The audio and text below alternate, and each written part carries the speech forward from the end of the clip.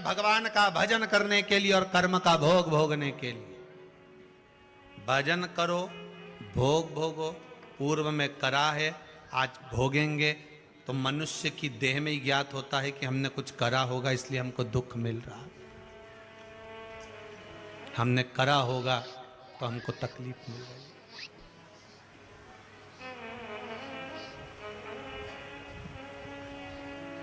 हमने करा होगा तो हमको मिल रहा, कुछ प्राप्त हो रहा। खूब कमाओ, शुभ दीपावली आपको। खूब कमाओ, डटकर कमाओ, अपनी कैपेसिटी से भी ज्यादा कमाओ, जितनी आपकी सामर्थ्यता है उससे भी ज्यादा कमाओ। और मेरी मैया लक्ष्मी तुम्हारे यहां 2 पांव से नहीं, अष्ट लक्ष्मी पूरी 16 पांव से आए, हम मना नहीं करें, खूब आए।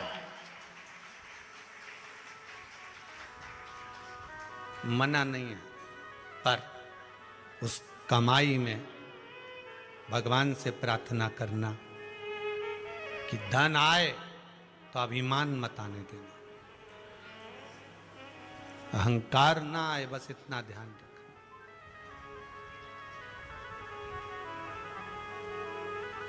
लाल चंदन का जो जल होता है, ये व्यक्ति के जीवन में जो धन कहीं रुक गया, अटक गया, नहीं दे रहा, बेलपत्री के वृक्ष के नीचे, जड़ के नीचे सींचन करने से वो प्राप्त होता है।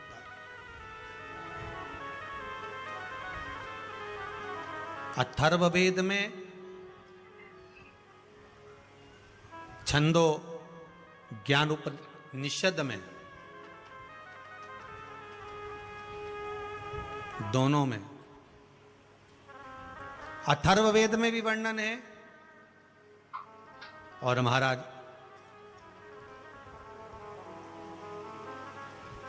वर्णन किया गया कि पीपल के वृक्ष की जो जड़ होती है,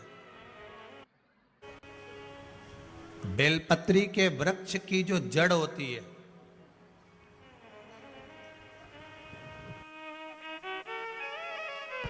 और आंवले के वृक्ष की जो जड़ होती है, इसके नीचे स्वर्ग का निवास होता है।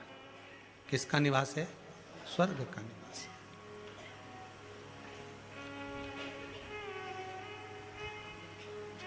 अथर्ववेद में भी कहा और छंदो उपनिषद में भी वर्णन करा।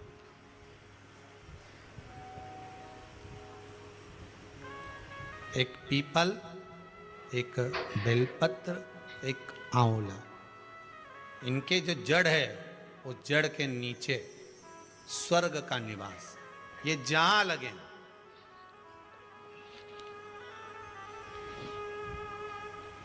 बस एक बात का ध्यान रखिए उसके लिए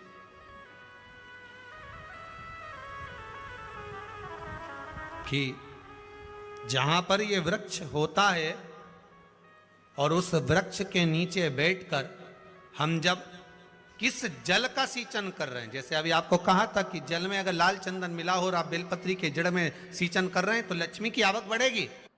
ना अटक गया, नहीं आ रहा, आएगा।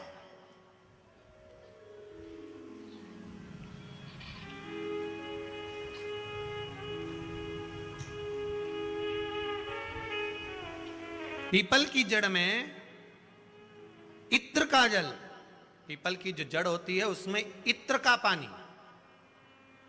थोड़ा सा जल, उसमें थोड़ा सा इत्र का भाग हो महाराज, और आप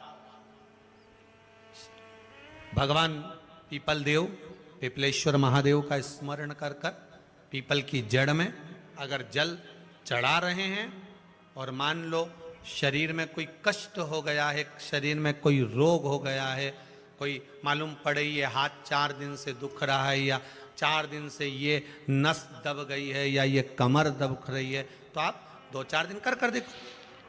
कलश के अंदर जल, जल में इत्र का थोड़ा सा भाग पीपल की जड़ के नीचे आप उसका सिंचन करिए पिपलेश्वर महादेव के नाम से। उस जल को थोड़ा सा भाग लेकर आ जाओ उसी में से जो चढ़ाया है, और उस स्थान पर जहां कष्ट है उसको लगाना प्रारंभ करिए। 2 दिन 3 दिन कर कर देखो। प्रैक्टिकल करने में क्या जाता है? सीवर वाला महाराज झूठ बोल रहा हो तो प्रैक्टिकल करने में क्या जाए, अपना करते रहो। जिन जिन ने प्रैक्टिकल करे उनका रिजल्ट यहां सामने है, जिन जिन ने करे।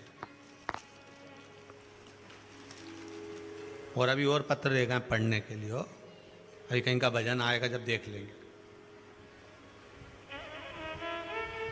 करते रहो। तीसरा महाराज, आंवले के वृक्ष की जड़। आंवले के वृक्ष की जो जड़ होती है, इसके नीचे शिव महापुराण की कथा कहती है, विष्णु पुराण कहती है, स्कंद पुराण कहती है महाराज कि भगवान नारायण स्वयं इस जड़ के नीचे अपना विश्राम करते हैं महाराज। इस जड़ के नीचे प्रयास करा करो। 1 चुटकी हल्दी, कितनी? मात्र 1 चुटकी हल्दी, आंवले के वृक्ष के नीचे भगवान हरि हर महादेव, कौन से महादेव हैं? हरि हर महादेव के नाम से रखकर उस पर पूर्व मुख कर कर, पूर्व की ओर मुख कर कर जल समर्पित करना प्रारंभ कर दीजिए। आप अगर प्रयास करेंगे, शुक्रवार की शुक्रवार करें या नवमी की नवमी करें, अष्टमी की अष्टमी करें, प्रदोष की प्रदोष कर लें, सोमवार की सोमवार कर लें, तो आंवले की जड़ के नीचे अगर हमने हल्दी रखकर जल का भाग समर्पित करा है पूर्वभिमुख होकर, तो अगर व्यापार नहीं चल रहा है, 1 हफ्ता हो गया बैठे हुए हो, कोई ग्राहकी नहीं है, तो 1 बार करो, दूसरी बार करने जाओगे तो आप अपने आप दौड़ कर जाओगे कि मेरा 1 हफ्ते से व्यापार अच्छा चल रहा है। आप दूसरी बार करोगे तो आपको ये ज्ञान उपदेश ये प्राप्त हो जाएगा, अपने आप रिजल्ट सामने आएगा कि हाँ, हमने आंवले के वृक्ष के नीचे हल्दी को समर्पित करा था और उसको चढ़ाने के बाद हमने जो जल चढ़ाया है उसका फल हमको प्राप्त हुआ,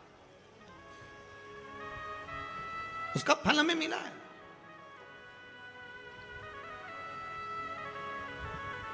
उसका फल हमें मिलेगा। कोई भी क्रम करे, हम फिर कहेंगे, फिर निवेदन करेंगे, कुआं खोदो, एक जगह खोदो, पानी निकलेगा। कभी यहां भटक गए, कभी वहां भटक गए, थोड़े दिन यहां आ गए, थोड़े दिन कहीं दूसरी जगह चले गए, फिर तीसरी जगह चले गए, चौथी जगह चले गए, भटक रहे हैं। अब बाबा से विनती करना, अब नहीं भटकूंगी चाहे कुछ भी हो जाए। बहुत भटक ली, सारी दुनिया में जाकर घूमी आई, सबसे निवेदन कर कर आ गई, अब मेरे बस की नहीं बची, अब तो तेरा दरबार है और तेरा भजन है, इसके सिवाय कुछ नहीं करूं। श्री शिवाय नमस्तुभ्यं, श्री शिवाय नमस्तुभ्यं, श्री शिवाय नमस्तुभ्यं, श्री शिवाय नमस्तुभ्यं, इसके सिवाय कुछ नहीं करो।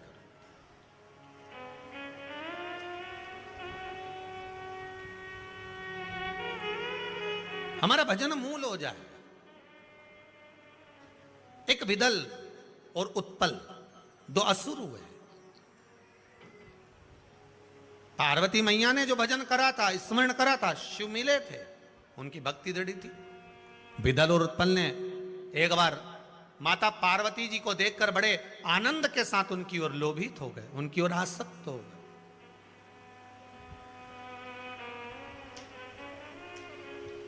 जो जो राक्षस, जो जो असुर भगवान की ओर लोभित हुआ, भगवान ने उसका कल्याण कर दिया। दुनिया के लोग संसार को देखकर लोभित होते हैं, ये कितनी सुंदर है, वो कितना सुंदर है, वो ऐसा है, वो वैसा है। हम काया देख रहे हैं, केवल शरीर देखा।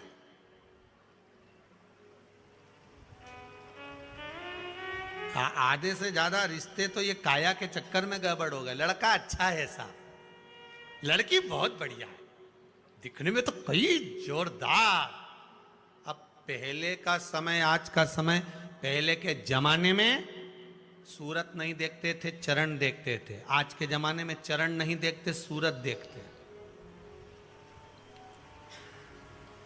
फिर वही वाली बात आ गई, किस कलर के कपड़े पहनूं कि भगवान मुझे मिल जाए। शिव महापुराण की कथा कहती है, कपड़ा बदलने से परमात्मा नहीं मिलता, कलेजा बदलने से भगवान तुम्हारे सामने आकर खड़ा हो जाता है। कलेजा बदलना, कपड़ा बदलते बदलते तो जिंदगी निकल जाएगी, भगवान नहीं मिलेगा। पूरी जिंदगी निकल गई। क्या हुआ कपड़ा बदलने से? वो रावण ने बदला था, क्या हुआ? कपड़ा बदलने से भगवान ने।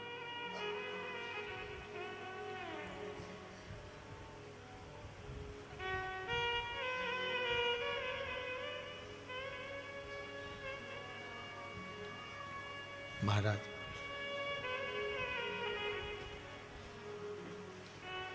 तुम काशी जी